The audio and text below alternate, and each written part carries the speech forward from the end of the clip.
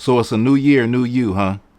As a black person, why do you celebrate New Year's Day? Before we get into the video, I just want to thank all my supporters, all the people that's behind me, behind Black Authentic Truth. And if you like the type of videos that I push, the type of historical things that I bring out, like, share, and subscribe to my channel. Further ado, always keep it black and authentic. So it's that time again for the New Year, New Me post and all of the New Year's resolutions where people are going to be getting in the gym and it's a new beginning and just a new start because it's a new year. Well, in the black community, as you know, if you ever follow Black Authentic Truth, we celebrate a lot of things and we don't actually know the origin or the reason why we celebrate them. Now, New Year's Eve is one of the most dangerous holidays, especially with all the alcohol. People tend to binge drink and drink to the point where they don't even remember anything because it's the new year.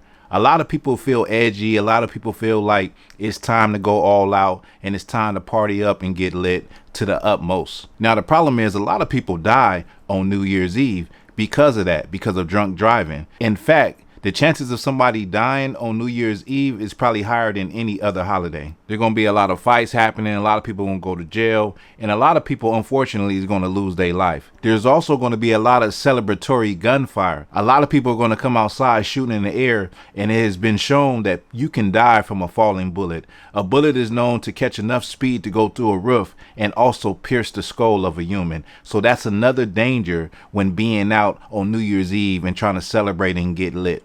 And of course, one more thing we hear about is the murders that happen on New Year's Day. While you out there getting lit and you're about to have the time of your life and you're going to be out there with your friends, your family, bringing in the new year, you don't know what could happen. So this information I'm giving to black people so they can understand why they even do this thing. So where did New Year's Day come from?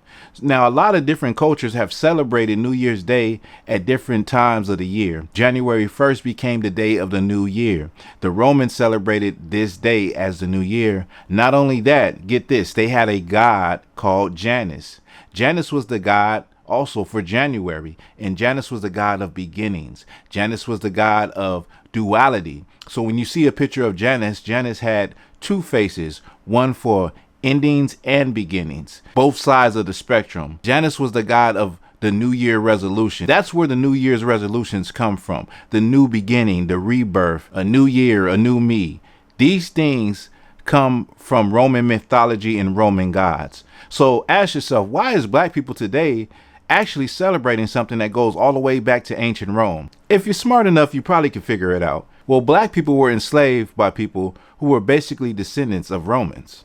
Europeans. That's the reason why you celebrate it. So actually, that's why the whole world celebrates New Year's. It's because of colonialism. It's because of the Roman Catholic Church. It's because of the domination and the colonization of different cultures. And now today, everybody celebrates New Year's Day, including the people who were enslaved by Europeans, which is you, if you're watching, black people.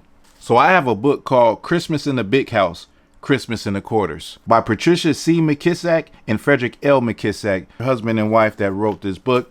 So in here is something very interesting. Now, this is not the only source. You can read slave narratives to find out what actually happened on New Year's Day on the plantation. Now, when you go into the history and you read the slave narratives, what you see is that on certain holidays, they had a good time and they had a day off, a chance to actually see their family, to, maybe get drunk, maybe have some food they never had, and just enjoy time with their family. So that was Christmas. But when New Year's came, this was the state of black people on the plantation. Now I want you to pay attention. It says, bad luck and sorrow are on the minds of the slaves. The first day of the year is separation day. Sadness hovers over the slaves like a big smothering hand. The happy holiday song gives way to mournful spirituals. The man sings, and now it's a song, some lyrics. Sometimes I feel like a motherless child. Sometimes I feel like a motherless child. Sometimes I feel like a motherless child.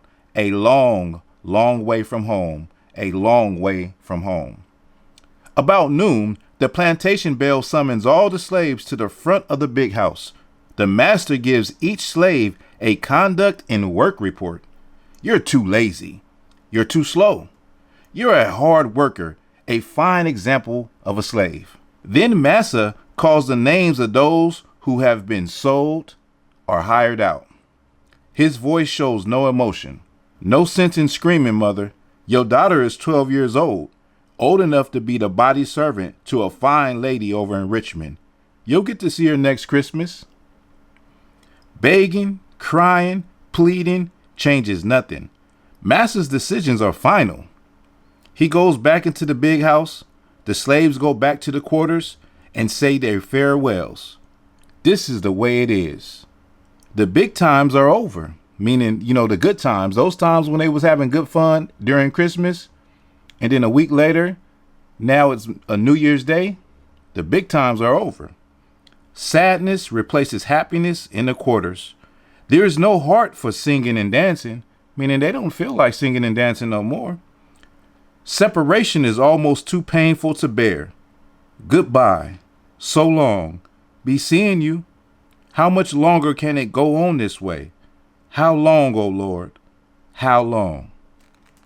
Now, this is what happened to your ancestors as black people on the plantation on New Year's Day. You were sold and you were hired out. So families were separated. Husbands from wives, fathers from sons, and mothers from daughters. Sometimes never to see each other ever again. That's what businesses do today. Companies do this today. They restructure. They cut costs. They let people go. They make trades like in the NBA. They do these things to get ready for the whole new year. And that was the experience of our ancestors, our forefathers and foremothers on the plantation on New Year's Day. So listen, this is Black Authentic Truth. I'm Thawal Gabar. I just gave you the history of New Year's Day. And I also gave you what happened to your ancestors on New Year's Day. Also, I gave you the dangers of what could happen to you on New Year's Day or New Year's Eve. So you should really consider, why do you actually do it? And then maybe consider not even doing it at all. So let me know what you think about this video. Give me your thoughts, your opinions. And with that, you already know what it is. This is Black Authentic Truth.